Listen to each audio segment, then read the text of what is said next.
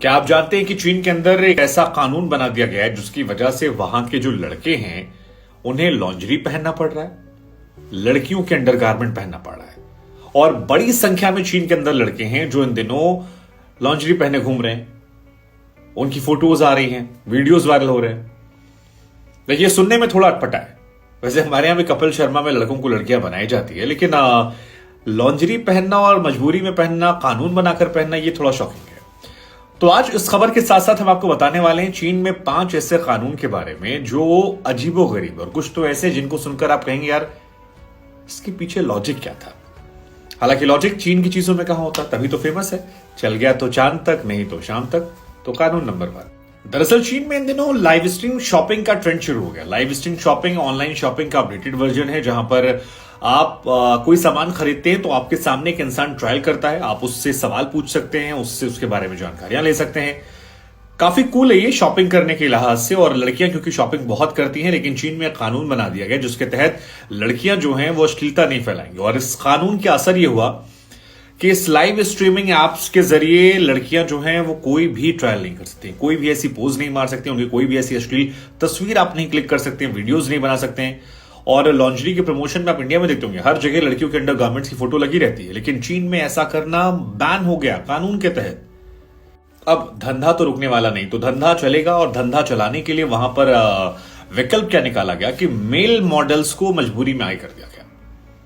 यानी अगर कोई लड़की ऑनलाइन शॉपिंग खरीद रही है, कुछ कर रही है, तो फिर उसके सामने जो मेल होगा वो ट्राई करेगा। मतलब वो अंडरगारमेंट्स हो, नाइटी हो या कोई भी और कपड़ा हो, उसको वो मेल गारमेंट्स ही ट्राई करेगा। इनफैक्ट अब जो वहां प्रमोशनल वीडियोस आ रहे हैं वो भी लड़कों को ही ऐसी ड्रेस में गेटअप में रखकर किया जा रहा है। टीवी पर जो वीडियोस बनाए जा रहे हैं, कहा जा रहा है कि वो भी लड़कों के ही हैं। अब लड़कों, कुछ मॉडल्स की तो इसमें चांदी हो गई जो कंफर्टेबल है, कुछ का शोषण हो रहा है। हालांकि शोषण वाले सवाल पर वो कह रहे हैं कि भाई ऑप्शंस हमारे पास क्या है, करना है तो कीजिए, नहीं करना मत कीजिए। लेकिन लड़कियों को उसमें नुकसान हो गया। लड़कियों का नुकसान ये हुआ है कि उनकी जॉब जो है वो जा रही है, क्योंकि जितनी मॉडल्स थी जो इसमें प्रमोशन करती थी वो पूरी तरह से गायब हो गई हैं। साथ ही एक तर्क दिया रहा है कि इससे लड़कियों का शोषण जो है वो चीन के अंदर नहीं होगा।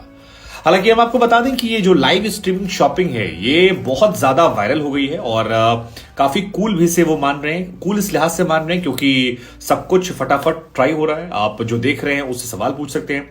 और ऑनलाइन जो बिजनेस करने वाली कंपनियां हैं वो अगर सामान सेल होता है उस मॉडल की वजह से, तो उसका 10% जो है वो उस लाइव स्ट्रीमिंग ऐप को देती हैं। लाइव स्ट्रीमिंग ऐप वाला खुश, मॉडल्स को उसमें कुछ कमीशन मिल गया, मॉडल खुश, कंपनी का बिजनेस। दूसरा कानून, चीन में फ्री इंटरनेट जैसी कोई चीज नहीं। फ्री इंटरनेट का मतलब वो मेरे डेटा पैक से नहीं है, वो मेरा मतलब है जो चीज आप देख रहे हैं चीन के अंदर आप क्या देखेंगे वो वहां की सरकार तय करती है।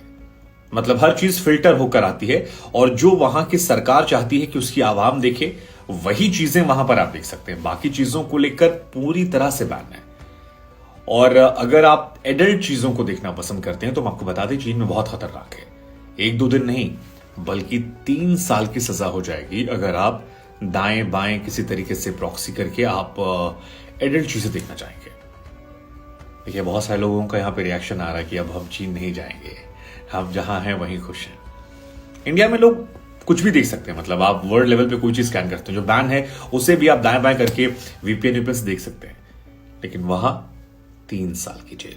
दूसरा, अगर चीन में आप बीमार पड़ते हैं और आपको डॉक्टर से कंसल्ट करना है तो वहां ये हिसाब नहीं है हाँ डॉक्टर साहब हम आ गए या चाचा हमारे विधायक हैं हमको दिखाना है। वहां पर अगर आपको ऑनलाइन करना है तो पहले आप ऑनलाइन रजिस्ट्रेशन टिकट लीजिए। मतलब आप ऑनलाइन फॉर्म फिल कीजिए, उसमें आपको एक टिकट लेना पड़ेगा, फीस जमा करनी पड़ेगी, फिर आप देखेंगे। अगर आप ऑफलाइन जा रहे हैं तो जो टिकट की लाइन है वहां लगिए, उसके बाद जब टोकन मिलेगा तब आपको दिखाने को मिलेगा। उसके पहले गुरु आपकी एंट्री नहीं है, चाचा विधायक काम नहीं आएगा। आपको जानकर हैरानी होगी कि वहां पर आप चिल करने के लिए वीडियो गेम भी नहीं खेल सकते हैं। मतलब वीडियो गेम्स पर पूरी तरह से चीन के अंदर पाबंदी है। क्या लॉजिक है, क्यों ऐसा कर रहे हैं? चल गया तो चांद तक, नहीं तो शाम तक। चीन है भाई, उल्टा सीधा खा पी के कोरोना दे दिया, तो वीडियो गेम बैन करने पे आप क्या कर लेंगे? चीन में एक रिवॉल्यूशन हुआ था, ट्यूनीशिया जैस्मिन रिवॉल्यूशन। आपको ये जानकर हैरानी होगी कि चीन सरकार ने इसके बाद एक ऐसा फैसला लिया जो लोगों की समझ से परे है। मतलब चीन के बड़े शहर जो है, बीजिंग, शंघाई जैसे शहर जो है, वहां पर आपको जैस्मिन नहीं मिलेगा। सरकार ने बैन कर रखा है इस फूल पर कि नहीं, ये फूल अलाउड नहीं है। और दुकानों पर तो छोड़िए, चीन में इंटरनेट पर भी इस शब्द के इस्तेमाल पर, सर्च पर मनाही है। क्या आप अपने को बहुत आजाद फील करोगे ना अभी कि हम जिस देश में, यहां कितनी आजादी है, मतलब कुछ भी कर्म कांड कर लेते हैं। सोचिए, शब्द पर बैन कर दिया है। मेरे हिसाब से लॉजिक फिर मुझे, और सबसे अजीबोगरीब तो वहां का हुकू रेजिडेंशियल सिस्टम है। मतलब इंडिया में क्या होता है, आप मान लीजिए हम उत्तर प्रदेश में, हम महाराष्ट्र जाते हैं, गोवा जा रहे हैं, पंजाब जा रहे हैं, कश्मीर जा रहे हैं, हम जाते हैं, मजे से घूम टहल के लौट आते हैं। लेकिन वहां ऐसा हिसाब किताब नहीं है। वहां पर हुकू सिस्टम जो है फॉलो करना पड़ेगा। और इस सिस्टम कहता है कि अगर आप 3 दिन से ज्यादा किसी भी शहर में रहने को जा रहे हैं तो फिर आपको एक रेजिडेंशियल परमिट बनवाना पड़ेगा कि गुरु यहां पर आप जा रहे हैं। आप ऐसे ही नहीं रह सकते किसी और शहर में किसी वजह से। कहते हैं कि माइग्रेशन की वजह से ऐसा उन्होंने फैसला किया, लेकिन वाकई में टिकट बनवाना पड़ेगा या रेजिडेंशियल अप्लाई करना पड़ेगा? मतलब आप में से कितने लोग होंगे जो कि शहर में रह रहे होंगे, उनका होम टाउन कहां पर हो, किसी को लेना देना ही नहीं। हमारे यहाँ तो जिस शहर में जाओ वहां पर आपका आधार वधार बन जाता है। ये अजीबोगरीब नियम है। लेकिन सबसे अजीबोगरीब लग रहा मुझे वो जो लड़कों को लॉन्जरी पहनाना शुरू कर दिया है। 10% कमीशन है बेचारे लौंडे।